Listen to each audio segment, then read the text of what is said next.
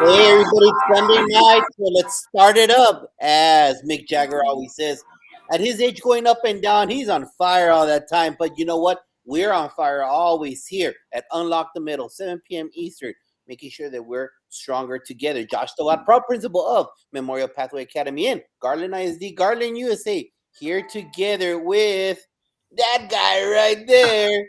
And you know what? We're here making sure that we get grow stronger together. We have a bunch of guests in the past that have brought their tools and they show us how they use their tools in their classroom, in their ISDs, in their whatever it might be, so that we can say, I like that. I'm going to use it and take it and make it my own. And that's what it's all about.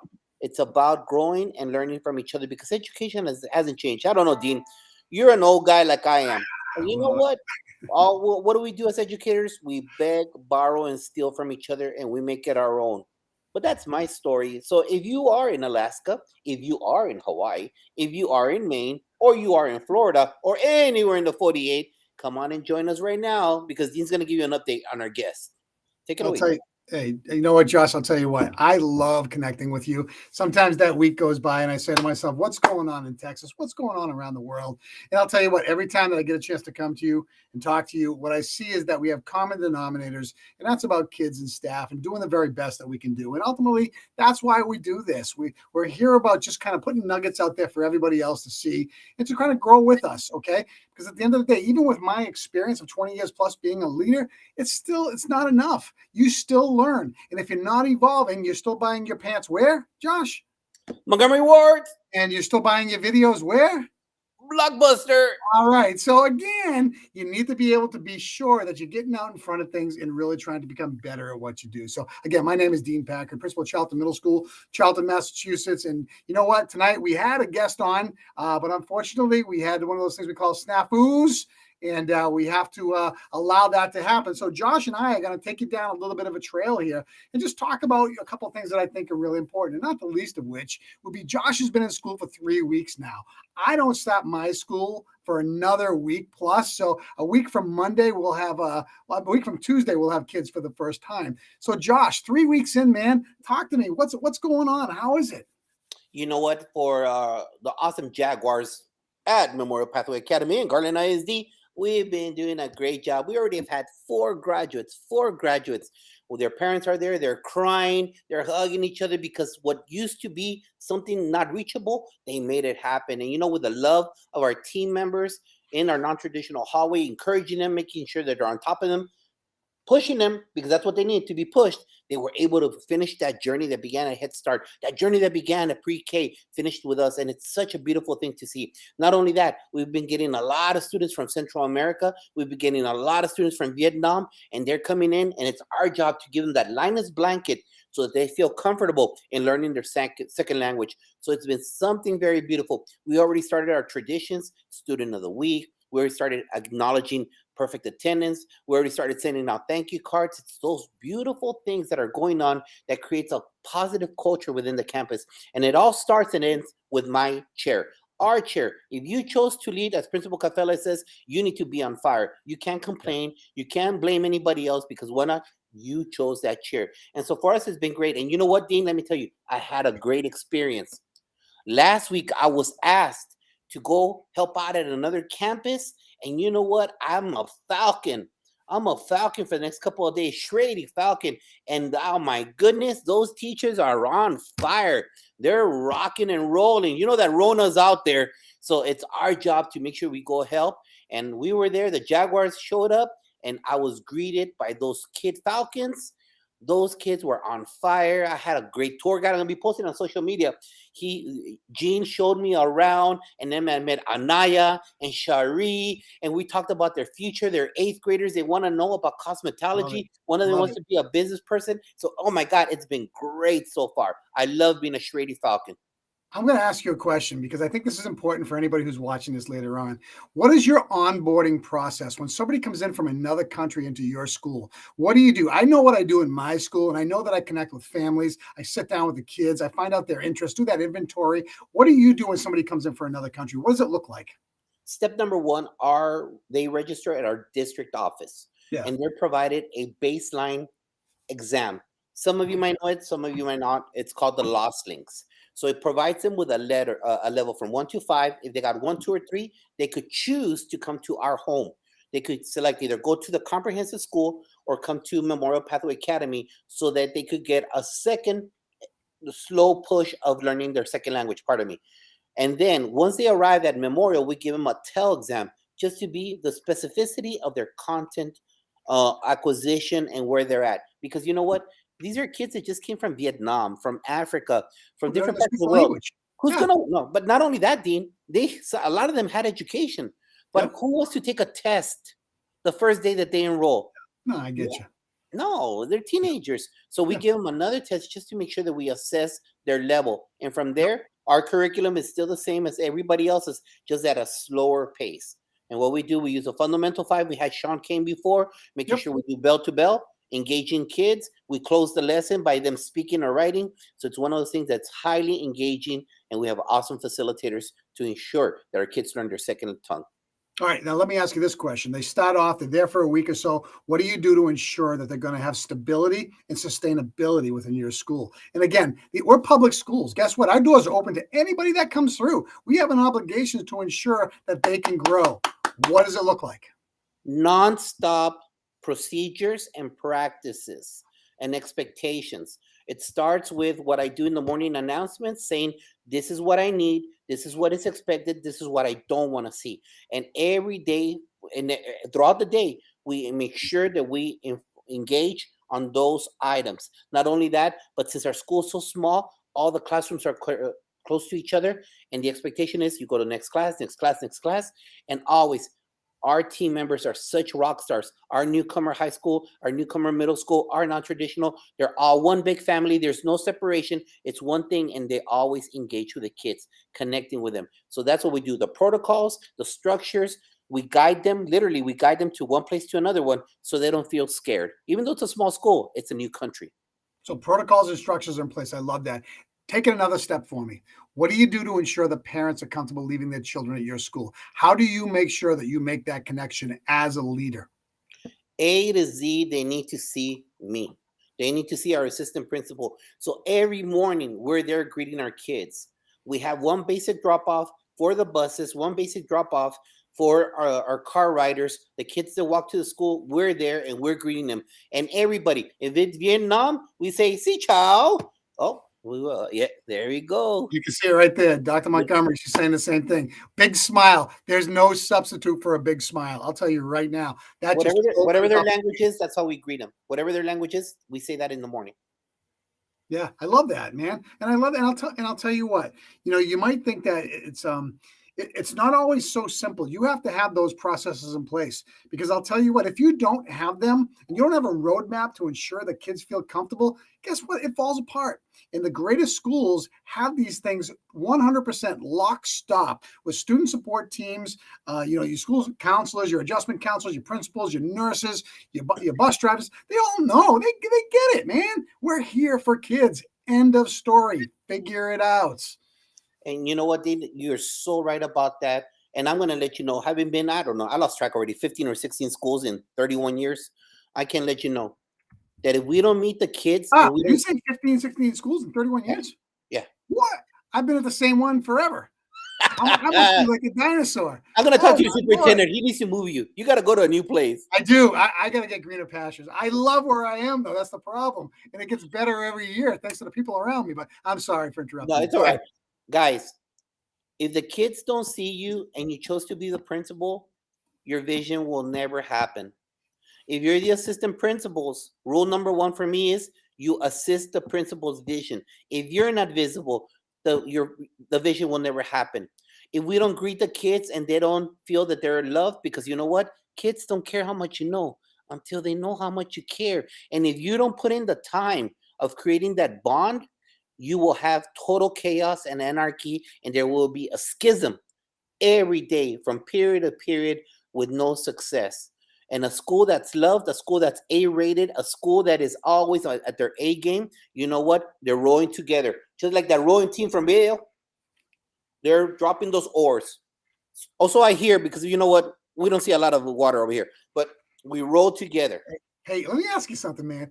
Where do you get your energy, brother? Where does it come from? Because not every administrator I know shares that same passion, that same fluidity for greatness for kids. And I'll tell you, this is one of the things I love about you. And I don't tell it to you enough. You just don't stop. You're like that person who you are driven to a fact that you're going to make everybody around you better in some capacity. And leaders, if you're out there, which way am I going? This way. This is the guy you want to follow. Okay. Because at the end of the day, our role as a leader means nothing more if you can't develop the people underneath you. It's funny. I was at administrative council the other day, and I was doing this. I had to do a book review on a chapter of one of the books that we're reading. And I said, regardless of what the chapter is, we are all leaders. And if we do not empower the people and give them the tools to be successful, then we've done something wrong to begin with. And that is where I said to myself, nothing else matters from leadership. You got to bring everybody else into the picture first and pull out their skill sets. And if you do that, people will begin to do the things that they have to do for you. Just simple stuff, man. Yeah, and you know what, Justine, there is no answer to that. If you have a vision, you just got to do it, In the morning, when I wake up at 3:30 and I hit the gym by 4:15, I'm there Good and for you. Kudos. I do that at night. I just can't my go to brain, you see, I'm too old. I don't have the energy for the PM. Too old. I'm older And than you, man. you What's that with you? you just got to do it, Dean. If you have an idea, you just have Yeah. to be consistent with it. Yeah. And if people see you that you're consistent with something, they're going to follow your lead. Yeah. No one likes a talker. Nobody. Can someone tell me who likes a talker? Yeah, nobody But not a does. doer? No Yeah. one. Even at agree with Whataburger or O'Reilly's, nobody. If you actually do it and people see you washing washing the tables, mopping the floor, serving the food, all that kind of stuff, people need to see you doing it. I just put all my cards away, but if you all see, this is my work area on Sunday. This is where I just sent out thank you cards. I just sent out birthday cards, all that stuff. Because Hey, I'm not going to say it looks disorganized because there's an organizational element to it, brother. I am 100%. There is, trust me, there I is. see the tweets. I know it's real. I'm not going to second guess you. And you know what, Josh? You doing those type of things, I know you don't have to. And I tell you this, I'll say this to people all the time. It's the little things that people don't expect that have the biggest impact. They really do. And if you're a leader, if you step out, yeah, I know you got to do A, B, and C. But if you go D, E, F, and G, think about it for a second of the payback you get for that. That is just so good. And I like that, Dr. Montgomery. I'm glad you said that. When the vision is clear, it's easy to be consistent. You're absolutely correct. And there are some schools that are still defining their vision and their mission statements. And they need to be, and I don't care if you're a district of 7 schools like we are, if that mission isn't the same for every one of those schools, you got a problem.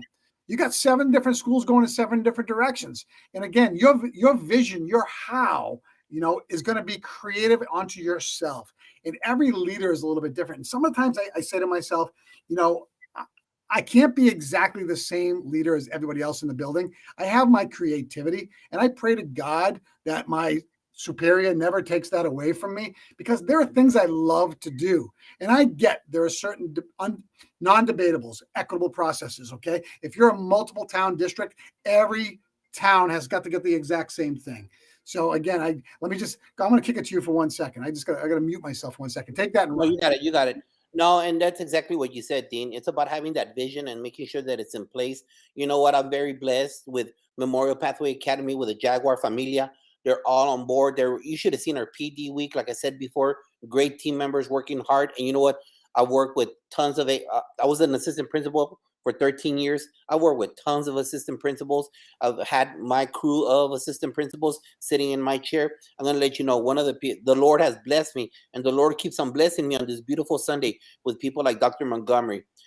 She doesn't have to be on this call. I never force her to do kind of stuff, but whenever it has to come to the vision, I'm very blessed that the Lord gave me somebody that knows and feels it and works. And you know how that goes, Dean. When you have an assistant principal that follows my rule number 1, yep. There's only one boss, and you follow the boss's vision. I mean, that works. Well, peel that back even further. Everything we do is for the best interest of kids. We're not an adult employment agency, okay? So there'll be people who will want certain things, but guess what? Just because you want it doesn't mean that's in the best interest of kids. And if you have 600 kids in your building, they come first. That's why we get into this business. And I always have this discussion with educators too. When things aren't going as well as they should be, guess what? Change who you are to meet the kids where they're at.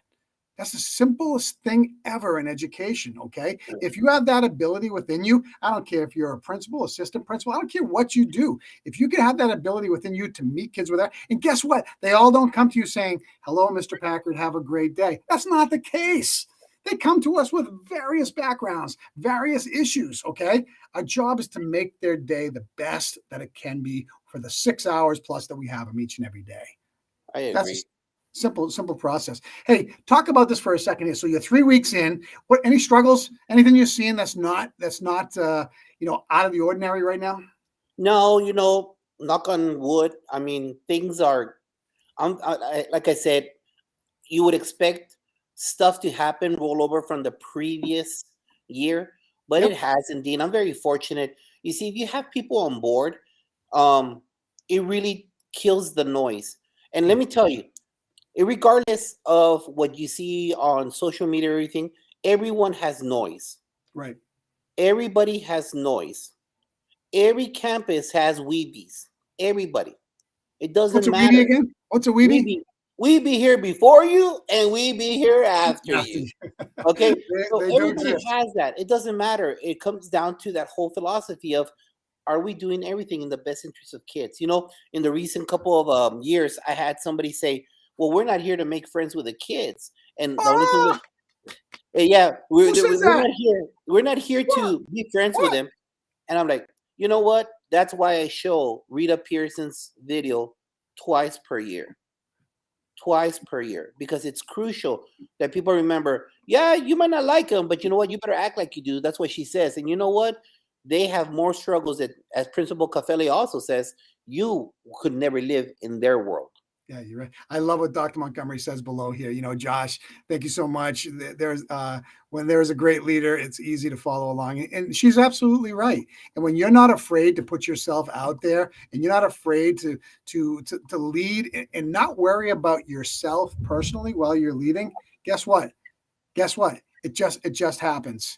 And those are the things when I see your tweets go out, and I know you're following through, man. And I know that it's just causing that positive ripple effect within your school. That stuff is so good and so important. And it's not hard. It's not hard It's at not all. And nothing. again, you've gotten yourself into a system where you're doing that all the time, which I think is absolutely phenomenal. I really do. And I'll tell you what, if we could do a leadership 101 class, I'd love to have them just kind of hang out with you for a day. Think about that for a second. How cool that would be. Hey, I'll go to Boston and shadow you. Let's see what's Come going on, on man. there. I can't even keep up with you. Are you kidding with me? I think I'm pretty good. And when I watch your tweets and I say, come on, man, I do a lot of them. I just don't get them out on social media as much as I should. And guess what? I'll be honest with everybody that's watching. I'm not perfect by any means. I'm getting better each and every year. And I look at myself first, just like I would ask any educator in my building and say, what is one area that I can get better with? And if I do that each and every year, then I can model what I think is important. Okay, because people will have respect for that. And I know that. It's what you have to do. You are never there when you're a leader. You are always evolving. Yeah. No, I agree. And this is why, you, Chris, starting this platform, as I said it before, has made me a better individual, because think of who we've had the last year, brother. Think about the red zone, just how people were able to express their visions in the red zone, and then now with office hours, how we're breaking down problems that are real. We're bringing up stuff that we face every day. Sure. We're not faking the funk. Nope. These are actual stuff that we actually face as leaders at our campus. So I think that this venue that you and Chris had created is something fabulous, and it made me a better version of myself. And hey, we are never ever done learning. That's all I have to say. We're never done learning. Yeah. And you know what? And I kind of I try to put myself back when I was a teacher and how I kind of tried to push myself to become better. But sometimes there's like a riptide and an undercurrent that doesn't allow you to be the true you. And I remember back in the early 90s, you never stepped foot in the teacher's lounge, because what it was a B session. Okay. There was always somebody not happy with something. It was always somebody else's fault. And and I did my best to stay away from that and try to cultivate my own path. And maybe that's why I got a tap on the shoulder to try to go to the next level. I don't know. But I will tell you this, if there's any educator out there, you have one shot to be the best version of you can possibly be. Every child that comes in front of you deserves the best you each and every day. And if you don't take advantage of that, guess what? It does have a rippling effect on kids. It just does. Because I'll tell you what, we didn't get in this business for any other reason except to make a difference for kids. Okay. And if you stop and think about that for a second, you may not always like what you have to do. Differentiation is hard. Are you kidding with me? It's hard work. But if you front load it as much as you can, and then you slow it down and make it work, guess what? You will find that the results will be off the charts. We have, Josh, and I'll say this till I'm blue in the face, the best job in the world. We get paid to try to make people better. Think about that for a second. That is powerful. That's powerful, man. The pop. I say that. I send those tweets. Yeah. It's the pop when you connect with a kid and they do the pop. Yeah. I got it, brother. Tell me that's not mind blowing when you connect it with another human being spiritually, and it doesn't matter they're 12, 18, whatever. When you connect with somebody, pop, you're like, wow. There we go. What does the word servant leader mean to you? What does that mean to you? Think about that for a second. Servant leader. What does that mean? It literally means to me what that verbal definition. Remember, I'm a caveman, and that means I'm here to serve in any capacity. What it is. Yes. You know what? If it's jelly that at Shrady I had to mop down in front of kids, I picked up that jelly. Yep. If it's whatever it might be. Yep. I'm not above anybody else. And I tell that to kids, hey, I put on my drive the bus yet? You drive the bus yet? Not yet. But you know what? That's coming around the corner. I agree with you. Because the bus retirement job. Right. That's my retirement job. But you know what, Josh? I love that you think that there's no job too small for you, because I'll tell you what, it doesn't matter. Okay. If I'm going to ask somebody to do something, if I don't think that I can do it myself first, don't ask. And if I'm afraid to model that, then don't ask. I would never, ever, ever ask somebody to do something other than that. And I freaking love that, man. And I'll tell you what, in schools that embrace that, guess what happens? They're just good places. And one thing I would like to say is for all those future administrators, team leaders that become assistant principals, be you. Yeah. What do I mean by that? You're always going to have haters. You're always going to have people that put Hold on. You stop for a second. What do you mean the hate? How do you handle haters? How do you handle that? As the kids showed me, when the kid scores the touchdown or the 3-pointer, I don't care. Oh, he's a show off. Oh, he does this. Oh, no. Everything is about the kids. Now that you don't have the wherewithal, you don't have a vision, and you have no consistency, I could care less, because you know what? It's all about the kids and showing the beauty of what it is to be a student at the campus we work in. And don't listen to the noise. There's always going to be noise. Awesome teachers of the year. You know what the haters say? It's a rigged game. Yep, only the favorite people get it. Call me a liar. Someone please text me I'm a liar. Those are the people that in the never chat right now. If you're lying, I want to see somebody pop something up on there. It's not going to happen. You're absolutely right. And there's a jealousy factor. And again, you want to know something? There's a switch in all of us that we control. And that switch is to be the best you can be or not be the best you can be. It's easy to coast. And in our business, sometimes it's very easy to just kind of roll down the middle of the fairway and say, we're going to try to get here today. I beg you, I implore you, challenge yourself. Challenge yourself. You do that. We do that as leaders. I'm going to go back to say, we got one shot at being the best that you can be. 180-day journey. Why not make that 180 days the best for every kid that you step in front of? Why not? Tell me, Josh. I'm the choir, brother. I hear you. It's about giving 100%, because you know what? Do we not tell our kids give 100%? We do. We expect. No, we don't tell them. We expect it.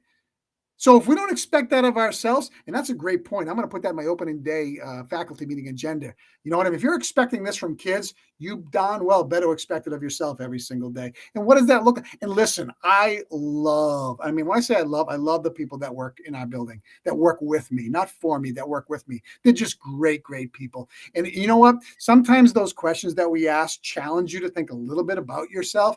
And it's not punitive. It's about capacity building.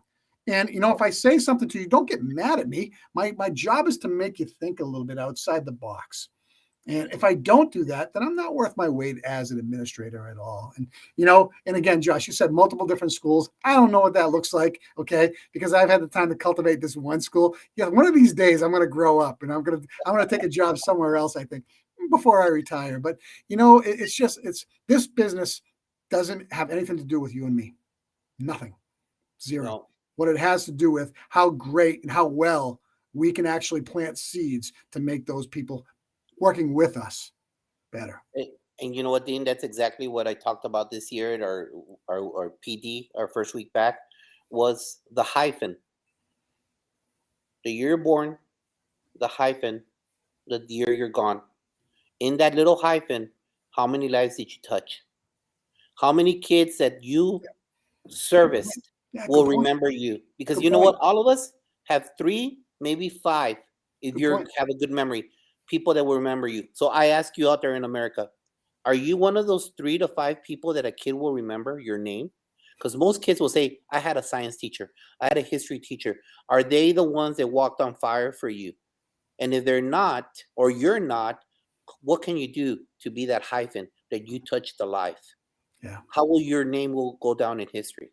You know, Josh, I don't know if I shared this story with you. I was in the gym working out the other day. I get a tap on the shoulder by a kid who walks by me. He goes, Mr. Packard. I go, oh, I tried to remember the name. I couldn't because, and you know, when they're in fifth and sixth grade, they're little. And when they get older, they said, oh, my name is so and so. And he goes, I have to tell you something.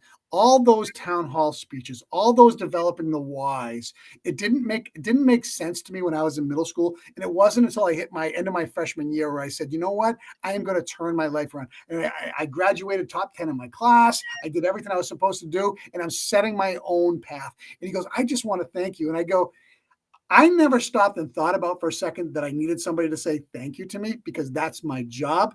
But you just made my day. You're going to make the next set that I do a little bit better because I'm going to smile while I'm doing it. And I said, you know what? Tell your parents I'm proud of you.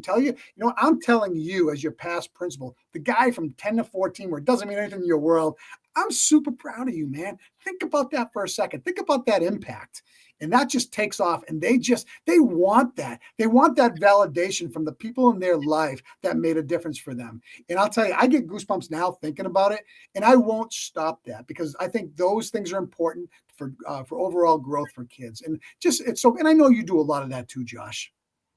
Right. It's those, as I told our team members, when you look your ugliest and you're at the mall or you're getting a slice of pizza somewhere and you didn't take a shower, your kid shows up and they recognize you. Like you said, you don't recognize them. And they're like, Right. hey, Tovar, what? I remember you still reading the preamble to the. That's right there. Pop. Yeah. The And pop. let me ask you something. We're coming up on 30 minutes. And Josh, I could talk to you for an hour. And again, we don't even have somebody on tonight. This is just about you and me, just kind of letting loose here. You know, what is the number one thing that you take away each day you come to work? And when you stop and you walk away, what are you feeling inside yourself about the job that you're doing? And how can you express what that looks like? Did I make my country better? This is my country. I was born in Ciudad Juarez, Chihuahua, Mexico. This country gave me everything that I have. I am my parents' American dream. And it is my job to make sure that not only did I serve my country, but also make sure that our students that are in my sphere of influence become a better version of themselves so they in turn reap the harvest that is this beautiful United States of America, the country that gave this immigrant all that he has right now that he could pass down to his own kids. And don't ever forget, we're in a public school. And what a public school means is that anybody that walks through your doors has the right to to be able to be educated at the highest level that they can possibly get with publicly funded dollars. And we have an obligation to ensure that they're protected, they feel comfortable, and that we can preserve their integrity and the ability to grow. And I say as a leader, and I'll say that until I'm blue in the face, that is the number one most important job that we do. We don't have the ability to say we don't want you. We don't. We want anyone that comes through our doors. And if you start thinking that way and you start evolving your mindset, okay, you can talk restorative practices all you want. You can change lives every single day by the way you interact with kids and people. This is a powerful job. You know, Josh, it's not just 600 kids. It's 100 staff. It's 1,200 parents. It's an image that is presented. And it's a way of thought that is just so important to any school, not just my school or your school, any school out there. And if you do it right, great things happen. And I know a lot of our fellow leaders are doing a tremendous job. And that's one of the reasons why we want you on this show. We want to hear what you're doing. Agree, Josh? I agree. And you know what? I think you and Chris have done such a great job that when I reach out to them, Dean, this is really going out different places. Because when I started, we started booking earlier. People were very hesitant, but now I'm hearing, oh, you're part of that show?